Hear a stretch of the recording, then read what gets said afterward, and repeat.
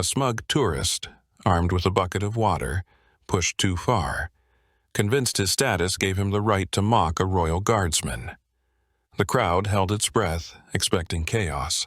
But what happened next left everyone speechless. Let's begin. It was another day of stoic duty at Buckingham Palace. Guardsman Thomas, an unshakable pillar of red and black, stood like a silent sentinel against the historic gray walls. His presence was a testament to centuries of tradition, an unbroken chain of honor stretching far beyond the reach of the camera lenses snapping incessantly around him. Among the throng of tourists, a sea of t-shirts, backpacks, and sun hats, emerged one man who decided the day wasn't ordinary enough for his tastes. Loud shirt, louder ego, and an oversized bucket sloshing with water, he became the self-appointed entertainer. Aided by a cackling entourage armed with smartphones, he bellowed, "Let's see if he flinches." Oh, because nothing screams cultural respect like trying to humiliate a symbol of dignity. Guardsman Thomas didn't flinch. He didn't blink. Not even the faintest quiver of an eyebrow betrayed his inner thoughts, though one could imagine him silently cataloging this buffoon alongside the countless others he'd endured. Was it a challenge? An act of rebellion? No, it was just entitlement wrapped in the gaudy fabric of tourist arrogance. Nearby, a young boy tugged his mother's sleeve, his small face scrunched in confusion. "Why's he being mean to the soldier, Mum?" The mother, a woman with a quiet sense of propriety, answered in a hushed tone, "Because some people don't understand respect, darling." Her words landed softly, yet they cut deeper than the man's jeers ever could. The crowd was divided. Some giggled nervously, perhaps relieved not to be the center of this ridiculous display. Others murmured disapproval, their faces mirrors of frustration. Sincerely, you might think, does this guy know he's embarrassing all of us right now? The answer? Of course not. He's too busy reveling in his self-made spotlight, as if Buckingham Palace itself exists solely to validate his antics. But then came a twist. The man, stepping forward with exaggerated bravado, didn't notice the puddle forming beneath his bucket. His foot slipped, sending the water splashing directly onto his garish shirt. The crowd gasped, then laughed, the sound a wave of poetic justice washing over the scene. Guardsman Thomas didn't move, but perhaps, just perhaps, there was the faintest glimmer of satisfaction in his otherwise steely gaze. The man, drenched and humiliated, retreated. The crowd, emboldened, broke into applause, not for the fool, but for the unyielding sentinel who stood as a reminder of dignity in a world often devoid of it. Honestly, you might think, karma never misses. And for once it didn't. The tourist sauntered closer, the bucket swinging with exaggerated flair as if he were some performer in a low-budget circus. "Come on, mate," he hollered, his voice cutting through the murmurs of the crowd. "Give us a smile, or are you too important for us common folk?" Ah, yes, the classic cry of the entitled, a plea for attention wrapped in a sneer. The crowd shifted uneasily. A few groaned in audible disapproval, while others reached for their phones, sensing a brewing confrontation worth their Instagram stories. Near the back, someone muttered, "Don't do it." But the man only grinned wider. "Relax, it's just a bit of fun," he said, the universal excuse of those who confuse rudeness with charm. With every step, he inched closer to the white line that marked the guard's sacred boundary. This wasn't just a job for Guardsman Thomas, it was a duty, a legacy. But to this man, Thomas was merely part of the set, a static figure meant to enhance his day of fun. The tourist stopped at the line, shaking the bucket dramatically.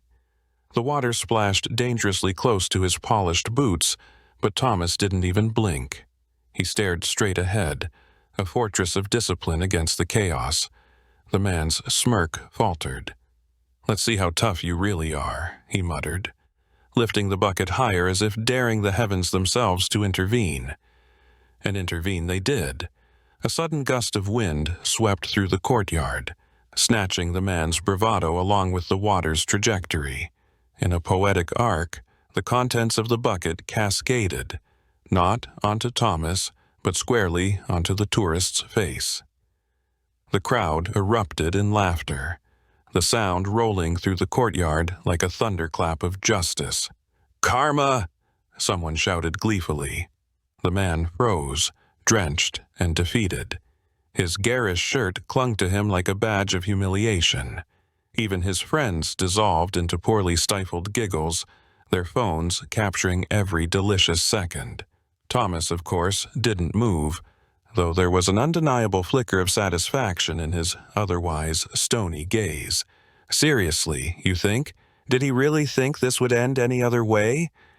And for once, the universe agreed. As the tourist stood frozen, water dripping from his garish shirt and his ego equally drenched, the crowd basked in the delicious aftermath of poetic justice. He spluttered, trying to reclaim his lost bravado, but the sight of his sodden form left him as comical as a soaked cat. Enter stage left, a small boy from the crowd clutching a box of chocolates, his wide eyes brimming with admiration. With the innocent courage only children possess, he approached Guardsman Thomas. "You're really brave," the boy said, his voice clear and sincere, cutting through the last echoes of laughter. The air shifted.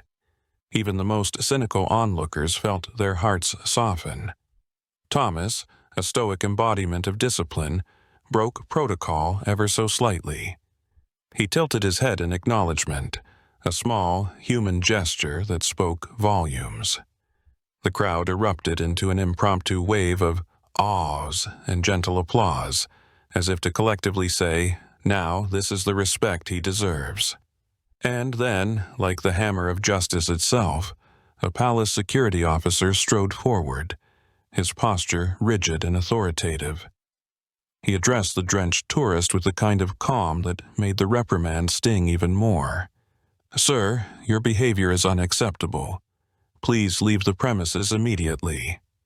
No room for debate, no chance for a witty retort. The tourist tried, of course. "Oh, come on," he protested, his voice petulant now, as if he were a child caught with his hand in the cookie jar. It was just a joke. But the crowd had turned against him completely. The murmurs of disapproval swelled into audible jeers, and a few people yelled, "Show some respect!" With his audience now hostile, the man slinked away, his wet clothes clinging to him like a badge of humiliation. As he disappeared into the sea of tourists, the atmosphere transformed. Conversations shifted from annoyance to admiration for the guards. Parents leaned down to their children, using the moment as a lesson. "You see," one father said, "this is why respect matters." Guardsman Thomas remained steadfast, a living monument to discipline and dignity. And for once, the crowd seemed to truly see him, not as a photo prop, but as a symbol of something greater. The video spread faster than the tourists' shame could dry, lighting up social media like a digital bonfire. Thousands of comments poured in, each one a little more savage than the last. "Serves him right," wrote one user, capturing the collective glee of the internet.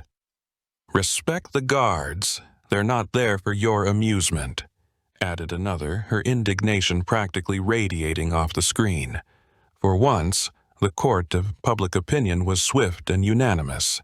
Justice had been served, drenched in ice-cold water. By morning, Guardsman Thomas was back at his post, as stoic as ever. The world may have been buzzing about him, but his duty remained unchanged. As he adjusted his bearskin hat, preparing for another day of enduring gawking tourists, something felt different. The crowd was quieter, their usual chatter replaced by a hushed reverence. A voice cut through the silence. "Thank you for your service." It was a small gesture, but it carried the weight of respect. Thomas didn't respond. Protocol forbade it. But a subtle shift in his stance, a near imperceptible nod, spoke volumes. Among the onlookers, the boy from the day before stood with his family, his small hands gripping a Union Jack flag. His wide eyes never left Thomas, who marched past during the changing of the guard. For a fleeting second, their gazes met, a moment so brief it could have been imagined. Yet, to the boy, it was monumental, a silent acknowledgement that heroes come in all forms. The crowd seemed to sense the significance, their respect deepening. Parents leaned down to their children, explaining the importance of tradition and the dignity of those who uphold it. "They're not just statues," one father murmured. "They're symbols of something bigger." And so, the story transcended the incident itself. It became a modern parable, a reminder that even in an age of selfies and viral videos, respect could still triumph over arrogance. Thomas remained steadfast and silent, the embodiment of dignity in a world that too often forgets its meaning.